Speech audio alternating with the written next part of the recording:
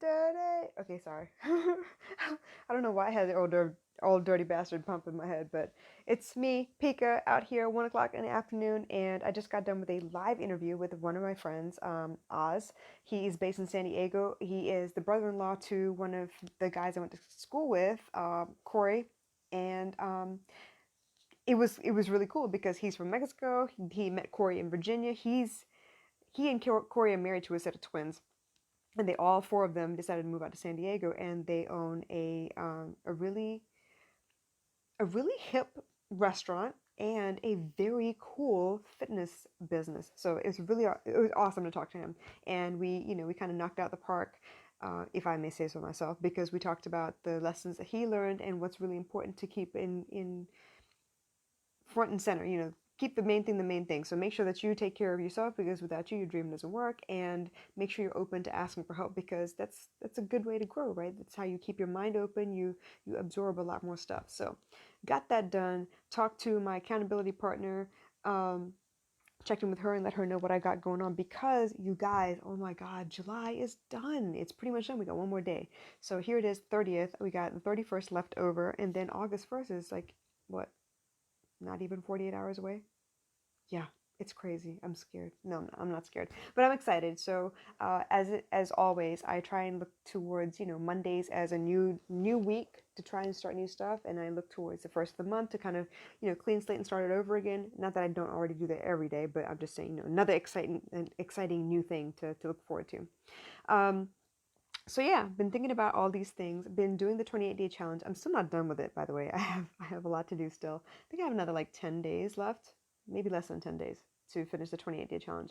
But it's been interesting. It's been a wild ride. It's been a lot of different aspects of why I want to do this that I've had a chance to kind of explore. So it's been cool. I've been saving all the videos because I kind of want to go through them and see what else I can pull out of there. I'm in that phase now where I'm looking at all the content that I've created, and I want to look at what I can sausage out of it. So, very cool, exciting, lots of work to do, which means I've got to really buckle down on the things that I do on a daily basis towards the ultimate goal of, financial freedom, all of that jazz. So, um, was kind of listening to a TED Talk. It was a repeat of a TED Talk that was played for me on Saturday. We went to a health is wealth seminar workshop thing, and the ending of the workshop, they actually played this TED Talk, and it was basically the idea behind was this gentleman, Ryan Estes, I think. I can't remember his name. But Ryan, this guy, was on his way to see his family for the holidays. It was Christmas Eve, and he happened to be at the airport a little bit early, so he went to go get coffee because he was so early, right? It wasn't as crowded as he thought it would be. So he stopped to get some coffee. He had this amazing, phenomenal experience because the barista was just, kind of bubbling over with love and kindness and compassion, and she really, really oozed care. And when he went back to thank her, because he was kind of blown away, he didn't expect that kind of service. He said, that was probably the best cup of coffee I've ever had. I'll never forget it. And she goes, but I wasn't pouring coffee. I was pouring happiness. So it was kind of giving me this idea of, hey, if you decide to show up a specific way, it can change not only your day, but the days of the people that you touch as well.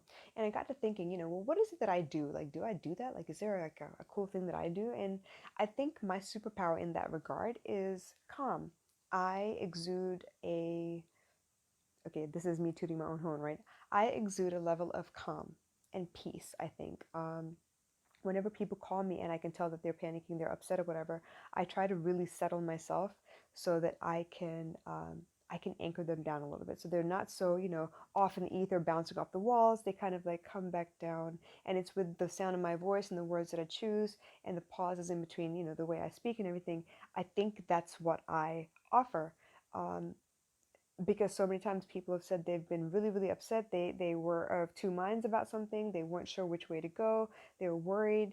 They were, when you worry and panic, it's almost like all the ideas come at once and you don't know which one to listen to. It's almost like a cacophony of noise and thoughts inside of your head. And while I took a long time to kind of get used to my voice, like listening to the playback of my voice, I know that people have told me before that I have a very soothing tone.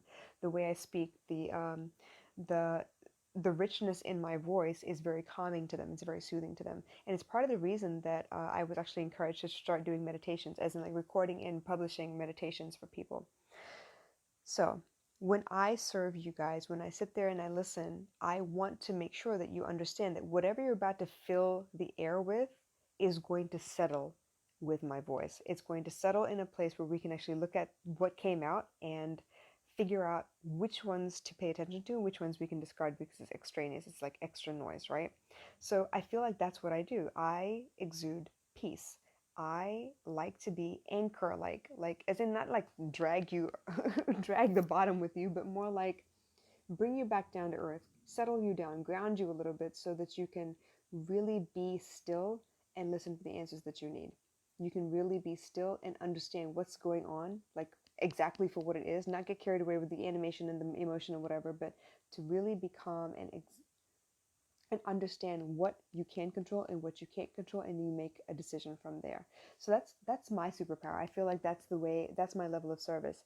I am very patient, and I try my level best to make sure that I don't take the energy that you're giving me, but rather I transmute it into something very, very peaceful. I kind of change it mid-air almost and make it so that I've taken it from you, so it's no longer with you, but I'm not also carrying it. It's not like you transfer the energy to me. It's almost like you passed it and I turned it. I changed it a little bit so that it's not as crazy as it sounds in your head. It's now calm. It's now collected. It's all in one place where you can look at each piece individually and kind of make a difference, make a change, make a decision for yourself. And that's not something that I came to automatically. I don't think. I think it's been years and years of actually listening to people and realizing that I do take on some of those energies. It's been a process for me where I had to really pay attention and notice that I get upset as well. And that's not to say that I don't still get upset. I know that you need me to be strong, which otherwise you wouldn't have called me, right? You could have called any one of a million people, but if you decide to call me, you're calling me with a specific end goal in mind. You need me to settle everything down. I've had people call me from anything from, they just got in an argument and they want to figure out if they overreacted or not, or maybe they're having flashbacks of a really difficult time in their life and they're not sure what's real and what's not because everything seems real in the moment. It's like the panic attack is still on them and they're trying really hard to kind of reach out for something steady so that they can balance themselves, they can steady themselves using the weight of whatever it is that they're reaching out for. So it's been interesting. I really like the analogy of that coffee and pouring happiness story, but that's what I want. Eventually, what I want is for you to remember when your life changed. I want you to remember when things got a lot simpler because you suddenly had the tools to deal with the things that were worrying you before. There is a marked difference between like before you spoke to me and after. It's not like I want to like change your life and, fairy godmother, bippity boppity boo kind of thing, but I do want there to be a marked difference. Otherwise, I'm not effective, in my opinion. I want there to be a difference between what you've tried and what you've figured out on your own versus you had someone specific to speak to that you could actually unload all of your specific problems, the things that really do concern you and bother you, instead of trying to self-medicate. And that's the difference, right? A lot of us, we go through the self-medication phase. Like, it's exactly what I did. I had to go look for the answers. And it wasn't to say that there was anything wrong with me specifically, but I could tell that there was something wrong in my life that I needed to change, and I couldn't figure out where it was. So I had to come and kind of like read through all of the different stories. The Chicken Soup for the Souls, The Golden Present from Swamiji. There's so many books that I could point out to you that I looked for answers. I looked in movies. I looked in music. I looked in all of my classes. There was a class that I took Old Testament and New Testament. All those parables from the Bible, like all of these little stories, Aesop's fables. Gosh, so many Grimm's fairy tales, like all those stories, which there are thousands, literally thousands that you've read, right? All the stories, I tried to figure out where I was similar or where I've seen something similar and what happened. How did they manage it, and how did the end result come about? Was it the end result that I'm looking for? Did something go wrong? Can I avoid that by looking further into the story itself? So I self-medicated, and it was thousands and thousands of books and stories and conversations that I've had for me to be able to figure out what works for me. And what I'm able to do now, because I've done all that research before, because I've gone through all of those situations before, I'm able to at least give you analogies. I'm at least able to tell you, hey, why don't you go look at this movie and take your cues from this particular character, because I think you have similarities in the fact that, you can actually put your problems aside, focus on the character, and not be so um, defensive when you see flaws in the character, because all of us have flaws. It's hard for us to talk about our own um, shortcomings, because we don't want to appear anything less than perfect. But obviously, reality says that there's no way to be perfect, that none of us are perfect, all of us have flaws. So whether we own up to them or not, it's a lot easier usually to talk through another character and their situation. So that's what I've tried really hard to do, and I feel like because of my experience, because of the way I see the world, I feel like I really do bring this level of calm, this level of peace to all of my conversations. Because ultimately, I want you to be able to find peace on your own. I want you to first, of course, experience it, so you know what it looks like, what it feels like, and what life could be like, so that you can then figure out if you really want to commit to this way of learning and see if it's a good fit for you. So then you can apply it in your life on a daily basis.